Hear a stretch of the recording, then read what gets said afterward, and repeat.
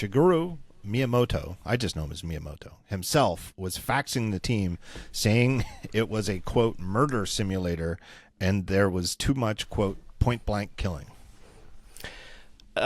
He wants them to tone it down. Some of his suggestions are make the blood different colors, maybe green or blue. He suggested a cutscene at the end of the game where you're in the hospital and you shake hands with all of the other recovering bad guys to show that nobody really died. There is an ending credit sequence where they have a sort of cast list of characters, so it sort of gives you the impression you've been playing out a movie, like this wasn't real death and destruction.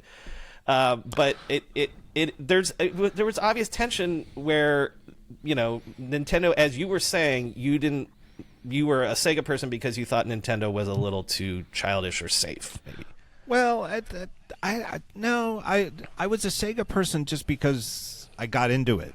You know, other kids in the dorm. But then I did sort of think that, you know, and the game I was most into, John Madden Football, it was available on both, but clearly to me was better on Genesis. And then, though, that was in our minds when we were thinking Sony or Nintendo 64, and it's like, is this going to be just for kids? And it really, the library really wound up being very, very PG and G rated. I mean, It just was. I mean, and you could see it. I mean, it is to this day, Nintendo, I mean, it's to their credit. I complained about it at the time, like sitting there at Blockbuster looking at these awesome, cool, realistic games for the PlayStation that had no peer on Nintendo.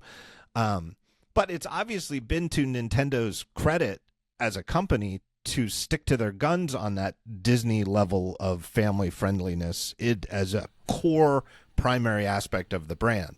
And Goldeneye was a radical exception. I mean, it was, but even if it wasn't a good game, it would be memorable as being so different in tone. You know, I mean, it was definitely R-rated. I mean, I don't even know if video games had ratings back then.